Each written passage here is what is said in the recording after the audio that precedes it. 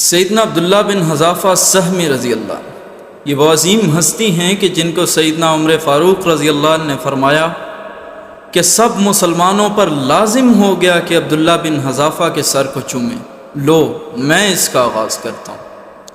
ان کی زندگی کے دو عظیم الشان واقعات ایسے ہیں کہ ان کو سننے والا ہر شخص حیران رہ جائے۔ پہلا واقعہ تب ہوا جب 6 ہجری تھی۔ سن 6 ہجری میں نبی علیہ السلام نے ارادہ فرمایا کہ عجم کے بادشاہوں کو اسلام کی دعوت دی جائے، ان کی طرف ایلچی بھیج کر ان کو خطوط دیے جائیں۔ تو نبی صلی اللہ علیہ وآلہ وسلم نے صحابہ کو جمع کیا اور مشاورت میں یہ بات طے ہوئی کہ کسریٰ کی طرف، فارس کے بادشاہ کی طرف، اس وقت کی دوسری بڑی سپر پاور کی طرف سیدنا عبداللہ بن حذافہ سہمی رضی اللہ عنہ کو بھیجا جائے۔ چنانچہ یہ اونٹنی پر سوار ہوتے ہیں، اپنے گھر والوں کو اللہ حافظ کہتے ہیں اور اللہ کے سہارے کافی لمبا سفر کر کے کسریٰ کے دربار تک جا پہنچتے ہیں۔ دربانوں کو بتاتے ہیں کہ میں اس طرح آیا ہوں اور کسریٰ سے ملنا چاہتا ہوں۔ تو دربان کسریٰ تک پیغام پہنچاتے ہیں۔ کسریٰ اپنا دربار لگواتا ہے، اپنے مشیروں کو بلاتا ہے اور سیدنا عبداللہ بن حذافہ رضی اللہ عنہ کو اپنے دربار میں بلا لیتا ہے۔ سیدنا عبداللہ بن حذافہ رضی اللہ عنہ آگے بڑھتے ہیں تو کسریٰ کا دربان ان کو روکتا ہے اور ان سے خط لینے کی کوشش کرتا ہے۔ تو سیدنا عبداللہ بن حذافہ رضی اللہ عنہ کہتے ہیں کہ یہ خط میں تمہیں نہیں کسریٰ کو ہی دوں گا، میرے نبی علیہ السلام نے مجھے کہا تھا کہ یہ خط کسریٰ کو دینا۔ تو کسریٰ کہتا ہے کہ تم ہٹ جاؤ، اس عربی کو آنے دو۔ تو سیدنا عبداللہ بن حذافہ رضی اللہ عنہ جا کر وہ خط کسریٰ کے ہاتھ میں دیتے ہیں۔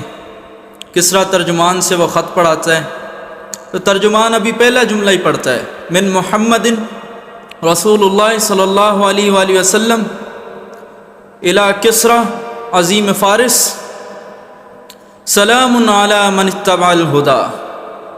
محمد صلی اللہ علیہ وآلہ وسلم جو اللہ کے رسول ہیں، ان کی طرف سے فارس کے بادشاہ کسریٰ کے نام سلام ہو اس پر جس نے اسلام کو قبول کیا۔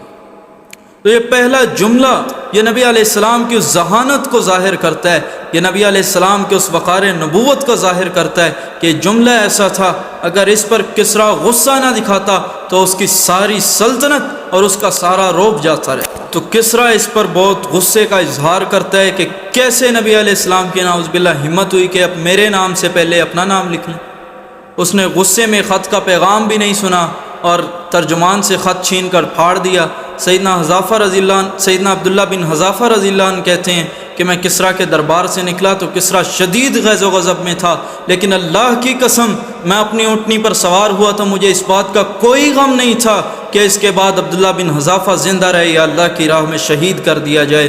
سیدنا عبداللہ بن حذافہ رضی اللہ عنہ کہتے ہیں کہ میں نبی علیہ السلام کے پاس پہنچا اور میں نے عرض کیا کہ یا رسول اللہ صلی اللہ علیہ وآلہ وسلم کسریٰ نے اس طرح آپ کا خط پھاڑ دیا۔ تو نبی علیہ السلام نے فرمایا اللہ کسریٰ کی قبائے سلطنت کو، قبائے بادشاہت کو اسی طرح پھاڑ دے، اللہ تعالیٰ کسریٰ کی بادشاہت کو ختم کر دے۔ تو ادھر کسریٰ کا غصہ ٹھنڈا ہوتا ہے تو وہ فوراً سے اپنے آدمی بھیجتا ہے کہ جاؤ اس عربی کو ڈھونڈ کے لاؤ، لیکن اس کے آدمیوں کو کافی ڈھونڈنے کے بعد پتہ چلتا ہے کہ وہ عربی تو عرب میں پہنچ چکے ہیں۔ تو کسریٰ اپنے ایک گورنر جو بلاد یمن میں فارسیوں کا گورنر تھا، فارسی لوگوں پہ گورنر تھا، وہ کسریٰ کا ایک جرنیل بھی تھا، بازان نام تھا اس کا۔ وہ بازان کو کہتا ہے کہ اس طرح ایک عربی شخص ہیں، انہوں نے نبوت کا دعویٰ کیا ہے، ان کو گرفتار کر کے میرے دربار میں بھیجو۔ تو بازان اپنے 2 ایلچی مکہ کی طرف روانہ کرتا ہے۔ وہ ایلچی مکہ پہنچتے ہیں اور تاجروں سے پوچھتے ہیں کہ اس طرح نبوت کا دعویٰ جس نے کیا ہے وہ شخص کہاں رہتا ہے۔ تو وہ تاجر ایلچیوں سے پوچھتے ہیں کہ تم نے اس شخص کو کیا کہنا ہے۔ تو وہ کہتا ہے کہ اس طرح کسریٰ کے دربار میں انہوں نے ایک قاصد بھیجا تھا اور پھر یہ معاملہ پیش آیا۔ تو وہ تاجر ان ایلچیوں کو یہ تو بتا دیتے ہیں کہ نبی علیہ السلام مدینہ میں رہتے ہیں، لیکن فوراً مکہ کی طرف بھاگتے ہیں اور مکہ میں جا کر اعلان کرتے ہیں کہ اے قریش کے لوگوں خوش ہو جاؤ، اب تمہیں محمد صلی اللہ علیہ وآلہ وسلم کی فکر کرنے کی ضرورت نہیں، اب ان کا اور کسریٰ کا معاملہ ہو چکا، اب کسریٰ خود ہی ان سے نمٹ لے گا۔ وہ ایلچی نبی علیہ السلام کے پاس پہنچتے ہیں اور کہتے ہیں کہ ہم بازان کی طرف سے کسریٰ کے ایلچی بن کے آئے ہیں، اب یا تو آپ ہمارے ساتھ چلیں یا پھر آپ کسریٰ کے قہر و غضب کو جانتے ہی ہیں، اگر آپ نہ گئے تو آپ کو اور آپ کی قوم کو نعوذ باللہ ہلاک کر دے گا۔ تو نبی علیہ السلام ان کی یہ بچگانہ بات سن کر مسکراتے ہیں اور فرماتے ہیں کہ تم لمبا سفر کر کے آئے ہو، تم ذرا آرام کر لو، کل کو دیکھتے ہیں۔ تو اگلا دن ہوتا ہے، وہ ایلچی دوبارہ آتے ہیں، نبی علیہ السلام کو وہی بات کہتے ہیں، تو نبی علیہ السلام کہتے ہیں کون کسریٰ؟ وہ کہتے ہیں ہمارا بادشاہ کسریٰ۔ نبی علیہ السلام کہتے ہیں کسریٰ کو تو اللہ نے ہلاک کر دیا، رات کو کسریٰ کے بیٹے شیرویہ نے اسے قتل کر دیا۔ تو ایلچی بہت حیران ہوتے ہیں اور ان پر یہ خبر بجلی بن کے گرتی ہے۔ وہ کہتے ہیں آپ کو یقین ہے کہ ایسا ہے؟ نبی علیہ السلام نے کہا ہاں مجھے یقین ہے، تم جاؤ اپنے بازان کی طرف واپس چلے جاؤ۔ وہ بازان کے پاس جاتے ہیں اور اس کو جا کر بتاتے ہیں کہ محمد صلی اللہ علیہ وآلہ وسلم نے تو ہمیں اس طرح کہا ہے کہ کسریٰ جو ہے وہ ہلاک ہو چکا ہے۔ تو بازان کہتا ہے ٹھیک ہے ہم انتظار کرتے ہیں، اگر نبی علیہ السلام کی خبر سچی نکلی تو یہ واقعی اللہ کے رسول ہیں، اگر ان کی خبر نعوذ باللہ جھوٹی نکلی تو پھر دیکھنا کہ میں ان کا حشر کیا کرتا ہوں۔ وہ انتظار کرتا رہتا ہے۔ پھر ایک دن شیرویہ کا ایک خط اس کی طرف آتا ہے، کسریٰ کے بیٹے کا خط اس کی طرف آتا ہے۔ اس خط میں کسریٰ کا بیٹا شیرویہ لکھتا ہے کہ میں نے اپنے باپ کسریٰ کو اس کے ظلم و ستم کی وجہ سے، رعایا کے ساتھ زیادتیوں کی وجہ سے، شرفاء کے قتل عام کی وجہ سے ہلاک کر دیا ہے، اب تمہارے لیے بہتر یہی ہے کہ تم میرے مطیع اور فرما بردار بن جاؤ۔ تو بازان اس کا یہ خط پڑھتا ہے تو ایک طرف پھینک دیتا ہے اور وہ نبی علیہ السلام پر ایمان لے آتا ہے، مسلمان ہو جاتا ہے۔ اس طرح بلاد یمن میں اسلام پہنچ جاتا ہے۔ تو سیدنا عبداللہ بن حذافہ رضی اللہ عنہ کی یہ پہلی داستان تھی، یہ 6 ہجری میں، یہ سن 6 ہجری میں پیش آئی، اور دوسری سن 19 ہجری میں سیدنا عمر بن خطاب رضی اللہ عنہ کے زمانے میں پیش آئی، جب مسلمان رومیوں کے خلاف جہاد کر رہے تھے۔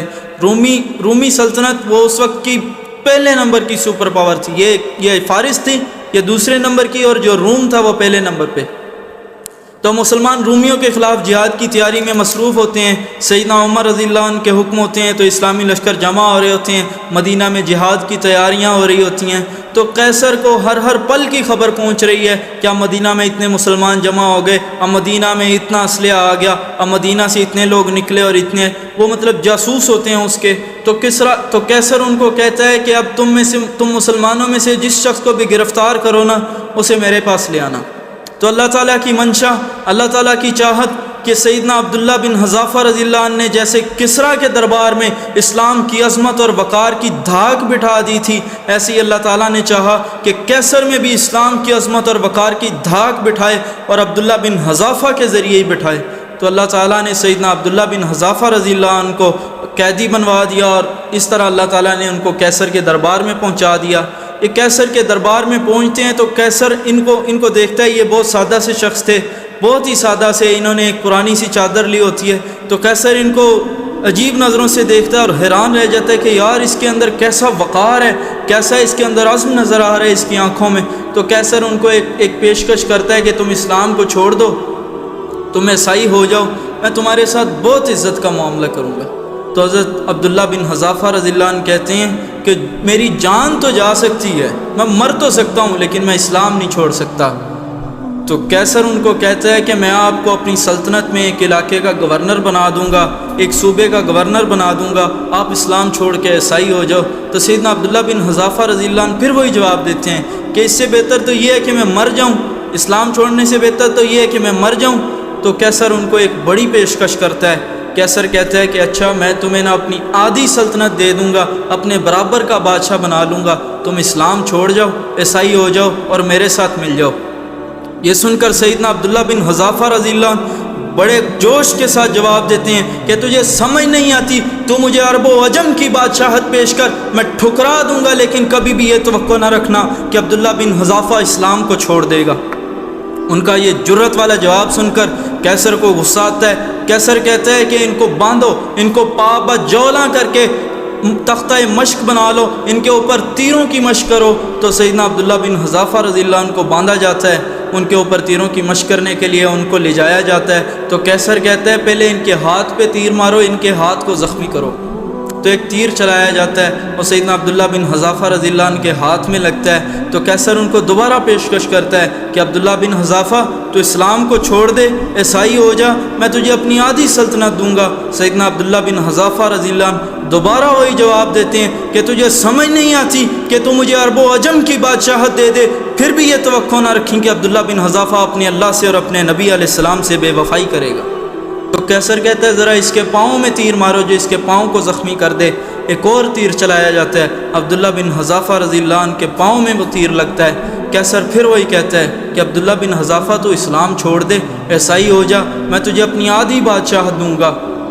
سیدنا عبداللہ بن حذافہ رضی اللہ عنہ دوبارہ اسی جرت کے ساتھ وہی جواب دیتے ہیں کہ پوری دنیا کی بادشاہت تو مجھے پیش کر، اور یہ توقع کر کہ عبداللہ بن حذافہ اسلام چھوڑ دے تو یہ ممکن نہیں ہے۔ اقبال نے ان کی جرت کو اور عزم و استقلال کو کیا خوبصورت انداز میں بیان کیا، اقبال نے ان کے بارے میں کیا ہی خوبصورت اشعار کہے۔ اقبال کہتے ہیں کہ جب عشق سکھاتا ہے آداب خدا گاہی، کھلتے ہیں غلاموں پر اسرار شہنشاہی، عطار ہو رومی ہو رازی ہو غزالی ہو، کچھ ہاتھ نہیں آتا بے آہ سحر گاہی، اے طائر لاہوتی اس رزق سے موت اچھی جس رزق سے آتی ہو پرواز میں کوتاہی، داراؤ سکندر سے وہ مرد فقیر اولا ہو جس کی فقیری میں بوئے اسد اللہ، آئین جوان مرداں حق گوئیو بے باکی، اللہ کے شیروں کو آتی نہیں روباہی۔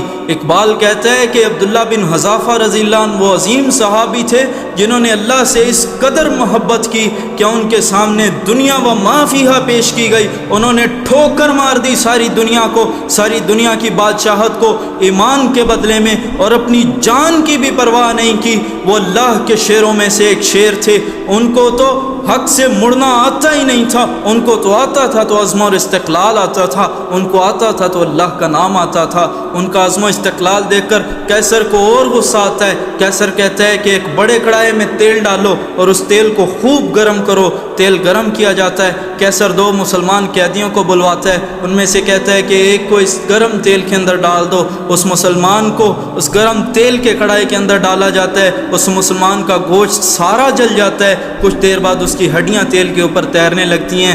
تو پھر کیسر کہتا ہے اب عبداللہ بن حذافہ کو پکڑ کر اسی کڑھائی کے اندر ڈالو۔ وہ اس کے دو سپاہی آتے ہیں، عبداللہ بن حذافہ رضی اللہ عنہ کو لے کے جاتے ہیں، تو عبداللہ بن حذافہ رضی اللہ عنہ بڑی خوشی خوشی چلتے ہیں کہ لو مجھے تم جلا دو لیکن میں اسلام کو نہیں چھوڑوں گا۔ تو جب سیدنا عبداللہ بن حذافہ رضی اللہ عنہ اس کڑھائی کے قریب پہنچتے ہیں وہ رونے لگتے ہیں۔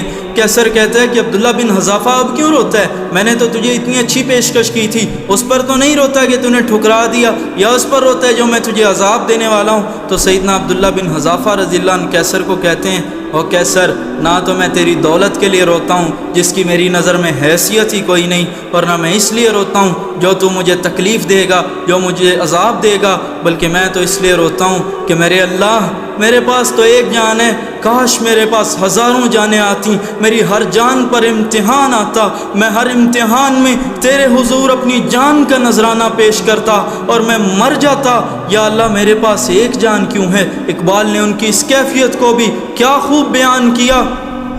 اقبال کہتا ہے کہ کیا عشق ایک زندگی مستعار کا، کیا عشق پائیدار سے ناپائیدار کا، وہ عشق جس کی شمع بجھا دے اجل کی پھونک، اس میں مزہ نہیں تپش و انتظار کا، میری بساط کیا ہے تب و تاب یک نفس، شعلے سے بے محل ہے الجھنا شرار کا، پہلے کر مجھ کو زندگی جاوداں عطا، پھر ذوق و شوق دیکھ دل بے قرار کا، کانٹا وہ دے کہ جس کی کھٹک لازوال ہو، یا رب وہ درد کہ جس کی کسک لازوال ہو۔ اقبال نقشہ کھینچتا ہے کہ عبداللہ بن حذافہ کہتے ہیں یا اللہ تو نے مجھے ایک ہی زندگی دی، ایک زندگی تو تیری راہ میں قربان کرنے کے لیے بہت ہی تھوڑی ہے، یہ تو ایسے ہے جیسے آگ کے مقابلے میں ایک چھوٹا سا شرارہ آ جائے، یا اللہ تو مجھے ہزاروں زندگیاں دے، میری ہر زندگی میں کوئی امتحان ڈال، میں ہر امتحان میں تیرے حضور اپنی جان کا نذرانہ پیش کروں، اپنی زندگی کو قربان کروں اور تو مجھ سے خوش ہو جائے، میں تیری رضا کا طالب بن جاؤں۔ کیسر ان کا یہ عزم و استقلال دیکھتا ہے، ان کی یہ بہادری دیکھتا ہے، ان کا یہ اللہ سے تعلق دیکھتا ہے، ان کی یہ غیرت ایمانی دیکھتا ہے، حیران رہ جاتا ہے، وہ جان جاتا ہے کہ عبداللہ بن حذافہ بہت عظیم ہستی ہیں، یہ اللہ کے شیروں میں سے ایک شیر ہیں۔ تو کیسر کہتا ہے عبداللہ بن حذافہ تو مجھے میرے دربار میں اتنی تو عزت دیتا جا کہ میرے سر پہ ایک بوسہ دے دے، میں تجھے آزاد کر دوں گا۔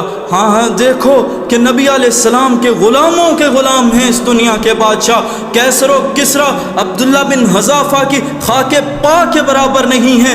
حضرت عبداللہ بن حذافہ رضی اللہ عنہ کو عرض کر رہا ہے کیسر کہ آپ میرے سر پہ ایک بوسہ دے دو تاکہ میری کچھ عزت بن جائے۔ سیدنا عبداللہ بن حذافہ رضی اللہ عنہ کہتے ہیں کہ کیسر مجھے عبداللہ بن حذافہ کو اپنی جان کی پرواہ کوئی نہیں، ہاں میں تیرے سر پہ بوسہ دے دوں گا، تجھے عزت بخش دوں گا، اس کے بدلے کہ تو میرے سارے مسلمان بھائیوں کو جو تو نے قید کر رکھے ہیں ان کو آزاد کر۔ اللہ تعالیٰ سیدنا عبداللہ بن حذافہ رضی اللہ عنہ کے اس عمل کی شان قرآن میں یوں بیان فرماتا ہے، محمد الرسول اللہ والذین معہ اشداء علی الکفار رحماء بینہم، محمد صلی اللہ علیہ وآلہ وسلم وہ اللہ کے رسول ہیں اور جو ان کے ساتھی ہیں وہ کفار پر سخت ہیں اور آپس میں بہت محبت کرتے ہیں، ایک دوسرے کا بہت خیال کرتے ہیں، ایک دوسرے کی جان مال اور عزت پر اپنی جان قربان کرتے ہیں۔ اللہ تعالی ہمیں بھی ایسے بنائے کہ ہم نبی علیہ السلام کے، ہم حضور علیہ السلام کے ہر امتی کے لیے اپنی جان قربان کریں، ہر امتی کی جان مال اور عزت کی خاطر اپنی جان داؤ پر لگائیں۔ اللہ تعالی ہمیں بھی شہادت کی موت عطا فرمائے، اللہ تعالی ہمیں بھی سیدنا عبداللہ بن حذافہ رضی اللہ عنہ جیسا ایمان عطا فرمائے۔ وہ کیسر کو کہتے ہیں کہ ایک شرط پر تجھے میں بوسہ دوں گا، تو میرے ساتھ میرے بھائیوں کو بھی بھیجے گا۔ اقبال نے اس کا بھی نقشہ کیا ہی خوب کھینچا۔ اقبال کہتا ہے، ہو ہلکا یاراں تو برے شم کی طرح نرم، رزم حق و باطل ہو تو فولاد ہے مومن۔ اگر مسلمانوں کی بھائیوں کی آپس کی محفل ہو، مسلمان بھائی آپس میں بیٹھے ہوں تو اتنے نرم ہوتے ہیں جتنی نرم ریشم ہوتی ہے، اور جب کافروں کے ساتھ مقابلے کا اور جہاد کا وقت آتا ہے اس وقت مسلمان فولاد بن جاتے ہیں، مسلمانوں کے بازو تلوار بن جاتے ہیں۔ آ دیکھ یہ بازو ہیں کہ تلواریں، سینے ہیں جوانوں کے یا آہنی دیواریں۔ تو سیدنا عبداللہ بن حذافہ رضی اللہ عنہ کی یہ بات، یہ پیشکش وہ کیسر قبول کرتا ہے، کہتا ہے کہ ٹھیک ہے عبداللہ بن حذافہ، جیسے تو راضی، جیسے تو مجھے عزت دینا چاہے، میں تیرے ساتھ تیرے سارے بھائیوں کو روانہ کر دوں گا، تو میرے سر پہ ایک بوسہ دے دے۔ عبداللہ بن حذافہ رضی اللہ عنہ سوچتے ہیں کہ سارے مسلمانوں کی آزادی کے بدلے میں اگر میں اس کو ایک بوسہ دے بھی دوں تو بہت ہی اچھی بات ہے کہ میرے بھائی آزاد ہو جائیں گے۔ تو سیدنا عبداللہ بن حذافہ رضی اللہ عنہ وہ کیسر کے سر پہ ایک بوسہ دیتے ہیں۔ کیسر ان کے ساتھ سارے مسلمان قیدیوں کو رہا کر کے بھیج دیتا ہے۔ یہ حضرات مدینہ پہنچتے ہیں، دارالخلافہ پہنچتے ہیں، امیر المومنین سیدنا عمر بن خطاب رضی اللہ عنہ کی بارگاہ میں حاضر ہوتے ہیں اور ساری کارگزاری، ساری داستان عرض کرتے ہیں۔ سیدنا عبداللہ بن حذافہ رضی اللہ عنہ کی داستان سن کر سیدنا عمر بن خطاب رضی اللہ عنہ کی آنکھیں تر ہو جاتی ہیں، ان کا دل بھر آتا ہے۔ وہ ایک جملہ کہتے ہیں کہ ہر مسلمان پر لازم ہو گیا کہ وہ عبداللہ بن حذافہ کے سر کا بوسہ لے۔ لو میں سب سے پہلے عبداللہ بن حذافہ کے سر کا بوسہ لیتا ہوں۔ دعا ہے کہ اللہ تعالیٰ آخرت میں ہمیں بھی ہمارے بھائی، ہمارے سردار، ہمارے سید عبداللہ بن حذافہ رضی اللہ عنہ کے سر کا بوسہ عطا فرمائے۔ دعا ہے کہ اللہ تعالیٰ ہمیں سیدنا عبداللہ بن حذافہ رضی اللہ عنہ جیسا عزم اور استقلال، ان جیسا ایمان، ان جیسی دولت ایمانی، ان جیسی دولت یقین عطا فرمائے جیسے ان کے دل میں اللہ تعالیٰ نے ایمان کو مزین کر دیا تھا، ایسے ہی ہمارے دلوں میں بھی اللہ تعالیٰ ایمان کو مزین کر دے، ایمان کا اور اسلام کا وقار ہمارے دلوں میں بھی بٹھا دے۔ وآخر دعوانا ان الحمد للہ رب العالمین، سبحان ربک رب العزت عما یصفون وسلام علی المرسلین والحمد للہ رب العالمین۔